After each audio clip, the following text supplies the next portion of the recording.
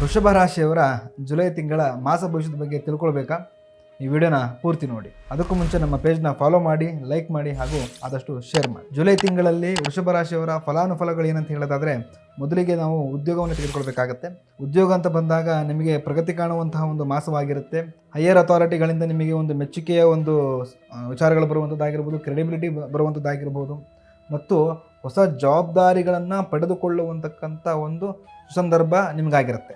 ವ್ಯಾಪಾರದಲ್ಲಿ ಹೇಳಬೇಕಂತಂದರೆ ಉತ್ತಮವಾಗಿ ಹೂಡಿಕೆಯನ್ನು ಮಾಡಲಿಕ್ಕೆ ಇದೊಂದು ಸುಸಂದರ್ಭವಾಗಿರ್ತಕ್ಕಂಥದ್ದು ಮತ್ತು ಉತ್ತಮ ಲಾಭ ಪಡೆಯುವಂತಕ್ಕಂಥ ಮಾಸ ಇದಾಗಿರುತ್ತೆ. ಮತ್ತು ವಿದೇಶಿ ವ್ಯವಹಾರಗಳು ಅಥವಾ ವಿದೇಶಿ ಕಂಪನಿಗಳಿಂದ ಹೊಸ ಅವಕಾಶಗಳು ನಿಮಗೆ ದೊರಕುವಂಥ ಒಂದು ಕಾಲಘಟ್ಟ ಇದಾಗಿರುತ್ತೆ. ಹಾಗೆ ಹಣಕಾಸಿನ ವಿಚಾರ ಅಂತ ಬಂದಾಗ ತುಂಬ ಲಾಭದಾಯಕವಾಗಿರ್ತಕ್ಕಂಥ ಮಾಸವಾಗಿರುತ್ತೆ ನಿಮಗಿದು.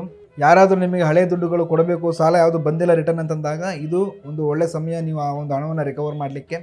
ಮತ್ತು ಹೊಸ ಹೊಸ ಮೂಲಗಳಿಂದ ನಿಮಗೆ ಒಂದು ಆರ್ಥಿಕ ಆದಾಯಗಳು ಬರುವಂಥದ್ದಾಗಿರ್ಬೋದು. ಜಮೀನು, ಮನೆ, ವಾಹನ ಖರೀದಿ ಮಾಡಲಿಕ್ಕೆ ಇದೊಂದು ಸದಾವಕಾಶದ ಒಂದು ಸಮಯ ಆಗಿರುತ್ತೆ ನಿಮಗೆ. ಹಾಗೆ ಆದಾಯ ಹೆಚ್ಚಿದ್ರೂ ಕೂಡ ಶುಭ ಸಮಾರಂಭಗಳಿಗೆ ಸಂಬಂಧಪಟ್ಟ ಖರ್ಚುಗಳು ನೀವು ಜಾಸ್ತಿ ಮಾಡ್ತೀರಿ, ಎಚ್ಚರ. ಕುಟುಂಬ ಅಂತ ಬಂದಾಗ ಕುಟುಂಬದಲ್ಲಿ ನಿಮಗೆ ಸುಖ, ಶಾಂತಿ, ಸಮೃದ್ಧಿಯ ಒಂದು ತಾರಕಕ್ಕೆ ಇರುವಂತಕ್ಕಂಥ ಶುಭಗಳಿಗೆ ಒಡ ಹುಟ್ಟಿದವರಿಂದ ಒಂದು ಬೆಂಬಲವನ್ನು ನೀವು ಪಡಿತೀರಿ ಮತ್ತು ಪ್ರೋತ್ಸಾಹವನ್ನು ಪಡ್ಕೊಂಡು ಜೀವನದ ಒಂದು ಅಭಿವೃದ್ಧಿ ಕಡೆಗೆ ಗಮನವನ್ನು ಹೆಚ್ಚು ನಿಭಾಯಿಸ್ತೀರಿ. ಹಾಗೆ ಪ್ರೇಮ ವಿಚಾರ ಅಂತ ಬಂದಾಗ ಪ್ರೇಮಿಗಳ ನಡುವೆ ಇರುವಂತಕ್ಕಂಥ ವೈಮನಸ್ಸು ದೂರವಾಗುತ್ತೆ.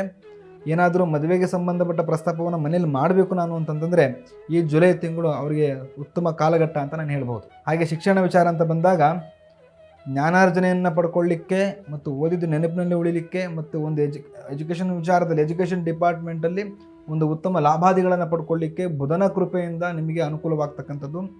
ಮತ್ತು ಯಾರಿಗಾದರೂ ಹೈಯರ್ ಎಜುಕೇಷನ್ ಮಾಡಲಿಕ್ಕೆ ವಿದೇಶದಲ್ಲಿ ಓದಬೇಕು ಅನ್ನೋ ಆಸೆ ಇರೋರಿಗೆ ಈ ಒಂದು ಸಮಯ ತುಂಬ ಅವಕಾಶಗಳನ್ನು ಕೊಡುವಂಥದ್ದು.